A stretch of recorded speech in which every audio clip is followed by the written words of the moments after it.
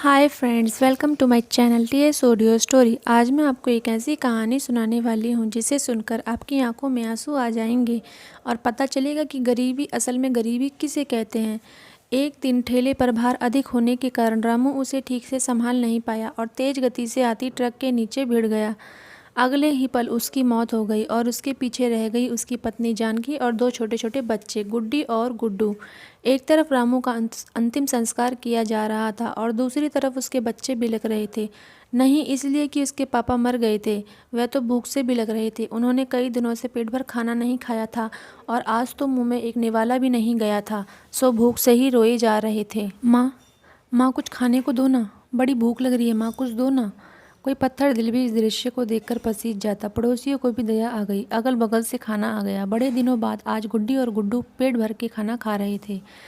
अजीब विरोधाभास था। एक तरफ लोग रामू की मौत पर दुख व्यक्त कर रहे थे, वहीं दूसरी तरफ उसके अपने बच्चे बड़े चाव से भोजन कर रहे थे। इधर उधर से मांगकर अपना और बच्चों का पेट पाला, लेकिन ये कब तक चलता। लोगों ने मदद करना बंद कर दी।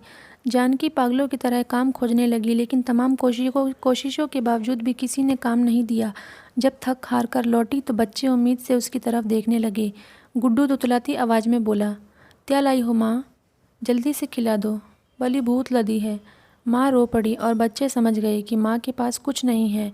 एक पल के लिए अजीब सा सन्नाटा पसर गया। फिर गुड्डी बोली, माँ ये गुड्डू कब मरेगा, पागल हो गई है, ऐसा क्यों बोल रही है। माँ ने डांटते हुए बोला, माँ जब पापा मरे थे तो उस दिन हम लोगों को पेट भर खाना मिला था, गुड्डू मरेगा तो फिर खाना आएगा ना।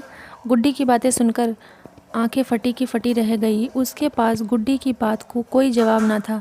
दोस्तों, ये सिर्फ एक कहानी नहीं है, ये दुनिया के करोड़ों लोगों की हकीकत है। अब गौर कीजिए, जिस खाने को हम थाली में ऐसे ही छोड़ देते हैं, इसकी कीमत को समझिए। बचपन से हमें अन्न का आदर करना सिखाया जाता है, लेकिन चूंकि हमने कभी असल भूख नहीं देखी होती, इसलिए हम उसका आदर करना नहीं सीख पाते। एक दिन, बस एक दिन भूखा रहकर देख लीजिए, आप करोड़ों लोगों का दर्द समझ जाएंगे।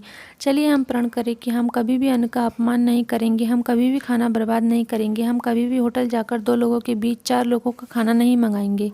चलिए अन्न को बचाएं और उसे ऐसे लोगों तक पहुंचाने का प्रयास करें जिन्हें इनकी सचमुच ज़रूरत है। मैं भी पहुंचाऊंगी जब मेरा टाइम आएगा। Thanks for watching, bye.